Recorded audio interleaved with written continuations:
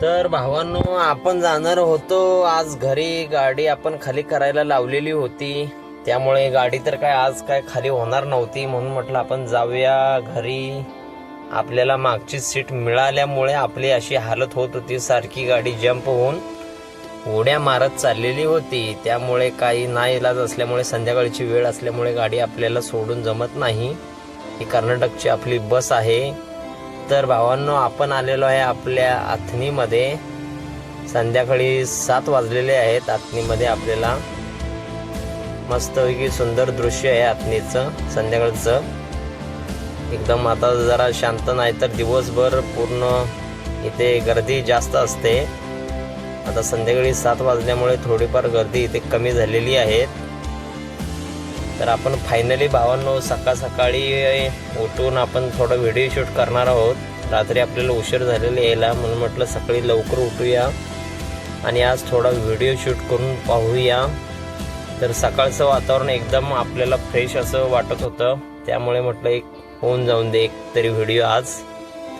म्हणून आज म्हटलं आज आपण. तर भावांनो, हे आपलं साधं सिंपल असं घर आहे. सिंपलच बांधलेलं आहे आपण. छोटंसं घर आहे आपलं एवढं. तर म्हटलं ते पण आपण तुम्हाला थोडंफार दाखवूया, साधं सिंपलच. तर भावांनो, हे आपली आहेत, आपल्या दारातली जनावरं आहेत. हे अशा प्रकारची आपली जनावरं आहेत, एवढीच आहेत. यांचा सांभाळ आपल्यातले घरी आई वडील करतात.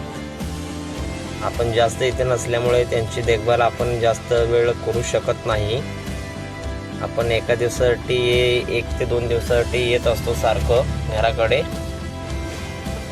तर भावांनो, चला आपण आपली थोडीफार शेती पण बघूया. शेतीमध्ये कसं काय काय घातलेलं आहे पीक. तर भावांनो, हे जे तुम्हाला दिसतंय ते ही आपली शेती आहे. या शेतीमध्ये आपण ज्वारी पेरलेली आहे.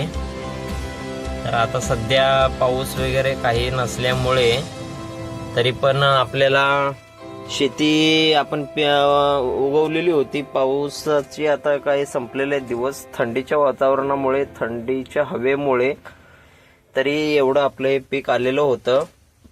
या आपण शेतामध्ये ज्वारी पेरलेली आहे, तरी बऱ्यापैकी आलेली होती. आता बघूया अजून किती चांगली येते, अजून थोड्या दिवसांनी उगवेल की नाही. कारण आमच्याकडे पाण्याचा तर काही स्रोत अवेलेबल नाही आहे एवढं पूर्ण पिकाला देण्यासाठी. तरी पण छान अशी सुंदरपैकी शेती आलेली होती. तर भावांनो, आपल्याला भेटण्यासाठी आलेला आहे आपला नवनाथ भाऊ. नवनाथ भावांना समजताच तानाजी आलेला आहे म्हटल्यावर लगेच भाऊ आपल्याला खास भेटायसाठी घरी आलेला होता. आणि हा आहे आपला छोटा भाऊ बाबू. हा पण आपल्या काकांचाच मुलगा आहे. तर फायनली भावांनो, सकाळी आपल्याला टायमिंग झालेला होता सांगलीला जायचा. तर आपल्याला भाऊ आपले सोडायला आलेले होते. दोघे जणी आपल्याला येणार होते सोडायला मोटरसायकल घेऊन. तर म्हटलं भावांनो चला परत आपण भेटूया, म्हणून त्यांना आपण गेलो घेऊन. तर भावांनो, चला आपण जाऊया आता सांगलीमध्ये. नेक्स्ट व्हिडिओ असेच येत राहतील.